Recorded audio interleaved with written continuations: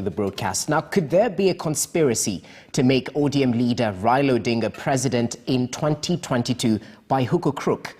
This is the question now dogging politicians, analysts and experts alike after Jubilee Party Vice Chair David Murathe, in an exclusive interview with KTN News, said the country should brace for a Raila presidency in 2022. But what hurdles stand in the way of any such plan, and how will President Uhuru Kenyatta's Mount Kenya backyard treat a Raila candidature? Our political affairs reporter Murimi Mwangi interrogates. Known for an abrasive brand of politics that has kept all Kenya's post-independence regimes on their toes, former Prime Minister Raila Odinga and by extension his father, the late Jaramogi Oginga Odinga, have over the years earned a notorious spot on the Mount Kenya bad books, literally making the Odingas akin to the proverbial Mr. Boogeyman, or the easiest punching bag to winning any elective seat in President Uhuru Kenyatta's Mount Kenya backyard.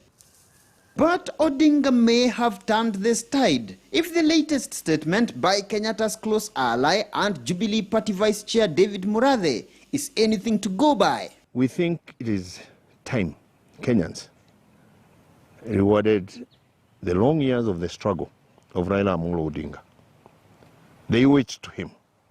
It's like Mandela. It's a Mandela moment. Murathe's statement seemingly betraying Odinga's surprise change in his brand of politics, such as on the now all too contentious county's revenue sharing formula that recently put the former Prime Minister on the firing line of his coastal backyard after an initially nearly vague statement on which he had asked ODM senators to back the contentious formula before his recent change of tune, after weeks of a bitter acrimony at the Senate from revenue-losing senators and some from ODM whose counties were ironically on the gaining list. A handshake. Yet according to Murathe, Raila has proved a faithful partner of Mount Kenya that leads the pack of those behind the formula.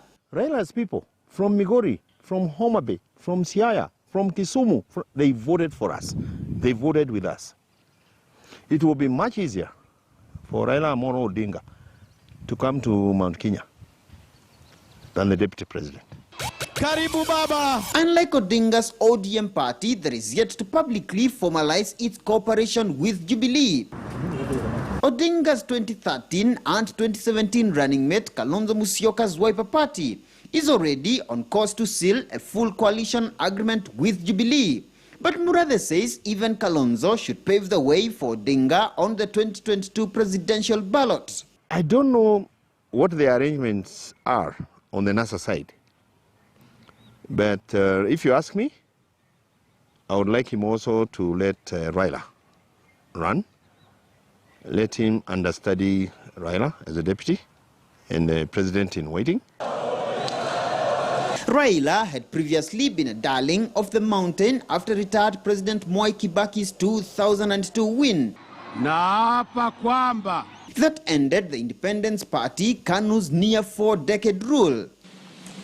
Odinga would yet again surprisingly charm his way to the mountain after his surprise March 2018 ceasefire deal with President Kenyatta, whose Building Bridges Initiative report is soon to be launched. Yet with pockets of Odinga's Kisii, coastal, northern and parts of western Kenya hurting from the looming revenue cuts, ODM leaders, particularly from the coast, have been warning the former Prime Minister of dire consequences. Safari ya hatua 1000 inaanza na hatua moja. Pwani tumeng'oa nanga na 2022 we are disconnecting. Si urongo wala si siri, tunasema we are disconnecting. The way Murkomen votes is the way the deputy president thinks.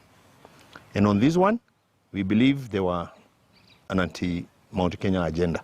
A single day, they say, is a long time in politics, but Murathe's remarks now add steam to the heat already kicked off by the ongoing debate on the BBI report.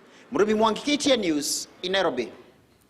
Well, the die is cast. Allow us to bring at this juncture Javas Bigambo, who's a political analyst, just in reaction to what has developed in the past few days, and also that story by Murimi Mwangi. Javas, good afternoon. It's great to see you. Let's start with what the Jubilee Vice Chair, David Murathe, who also happens to be President Uhuru Kenyatta's close ally, what exactly he intimated. He likened Raila's presidential bid to South Africa's quest of freedom under Nelson Mandela.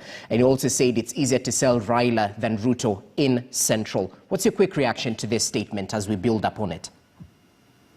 Well, thank you, Jesse. First, it's very interesting what the kind of comparison and analogy that Mr. Murathe placed by way of comparing Honorable Raila Odinga to South Africa's political icon, the late Nelson Mandela. But when you critically analyze the sentiments of Mr. David Murathe, you realize that he's playing high-octane adversarial politics that are intended to remove the pressure from certain quarters and bolster the politics of certain quarters. Here, of course, the biggest bargain is to see how to lend credence to Raila Odinga's quarters, and in fact, even further corroborating what Raila Odinga's elder brother, Dr. Uhuru Odinga, once said so recently, that Raila Odinga is not going to retire, and that even if needs be, let him be just president for only one term. And Murathe, from his sentiments, has even said that Raila Odinga presidency, if it happens, will be some kind of transitional kind of presidency where he'll be nurturing some other leaders. Question arises, for whom then is Murathe speaking? We know very well he is not just a close ally of President Uhuru Kenyatta, but in a way, Uhuru Kenyatta's own gramophone. And to listen to Murathe, in a way, it tells you that there is some kind of departure politics at play. Earlier on, as we all know on record, that President Kenyatta had sworn himself to support his deputy. The tune has since changed. And the issue of Murathe saying that Raila Odinga and his troops, even in the Senate, have been faithful in terms of how they've been voting with regard to matters, the revenue sharing formula. Of course, all of us know that politics and faithfulness are mutually exclusive. It's a question of interests. Raila Odinga, hearing the kind of voices that have emerged from the coastal region by way of disagreeing with his position on the revenue formula that he had initially taken, he realizes that he wants to play very smart politics, and that's why he has even backtracked. But the other thing here is that Murathe is trying all he can, together with the team that he's working with, to defeather the deputy president, William Ruto, and try to position Raila Odinga as that candidate to beat. It is an early attempt to demonstrate that Raila Odinga is the guy going for it, and any other person who intends to get to power then must work with Raila Odinga. Now, whether that is the right cause of things or not, it's too early to judge. But now, the issue that any person should be very keen on is this. Is it a kind of a red herring to try and soothe and woo Raila for purposes of just getting this vote through the Senate? Because if it's a question of having Raila Odinga in central Kenya, Raila Odinga has gone there, whether it's the times of Kibaki, etc. William Ruto has gone there, Mudavadi has gone there, Kalonzo Musyoka has gone there. So the issue of saying that it is easy to sell a Raila Odinga to central Kenya than William Ruto, let's face it. Raila Odinga has never waited on the sidelines to be sold. He has always stood his ground. He has always been his own politician. He has never been a lame duck. So he does not need so much of the political support or strengthening by the sentiments of certain quarters from Central for him to be that candidate to beat in 2022.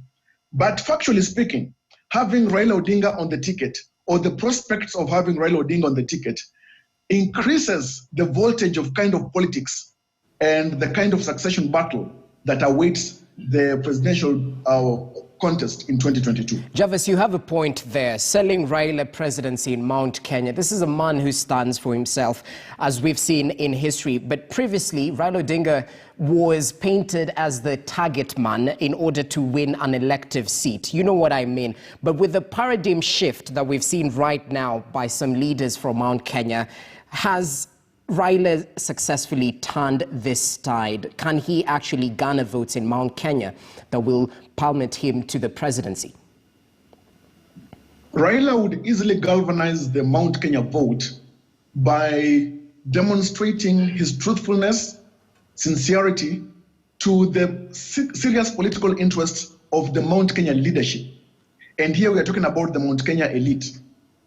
And Raila Odinga also winning the trust and absolute support of President Uhuru Kenyatta.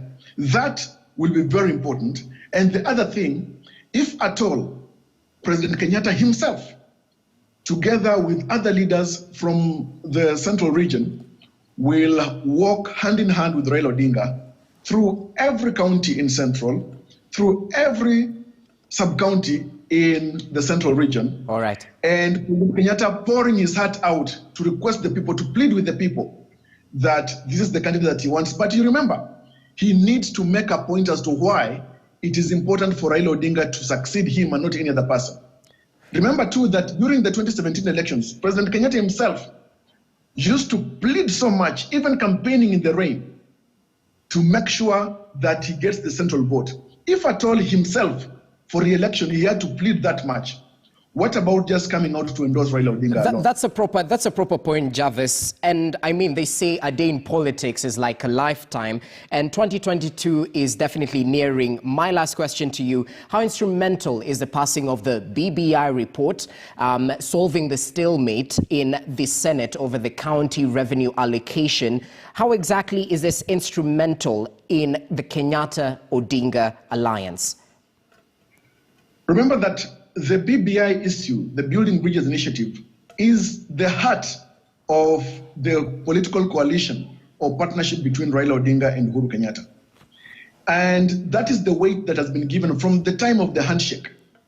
If at all the politics and the sentiments from various quarters is anything to go by, and of course, even if we were to consider the sentiments of the Senator Irungo Kang'ata, that they may not support the BBI, then it tells you that there is no seriousness in terms of being sworn supporters of the BBI from various political quarters, except that it is a political instrument to meet certain goals for President Kenyatta and Raila Odinga himself. And going towards 2022 then, the ball game will be easily determined or possibly changed by the extent to which Uhuru Kenyatta himself and Raila Odinga will come out to demonstrate that the BBI report and its proposals are significant, not just for the 2022 succession politics, but for the democratic transitions or changes and progress and development agenda of this country beyond 2022. All right. So unless they come out strongly for that, then we are seeing that water is already seeping into the flour that the BBI is. Well, time will tell, and we'll definitely keep our viewers informed. Many thanks, Javas Bigambo, political analyst, definitely giving us his take on the latest developments surrounding the battle for 2022 and the succession race as it is. We'll definitely keep you updated right here on KTN News, though we've come to the end of today's edition of Weekend at 1. Hope you've been adequately informed as we covered various issues arising from the political sphere all the way to human interest. My name is Jesse Rogers. Enjoy the rest of your afternoon. Bye-bye.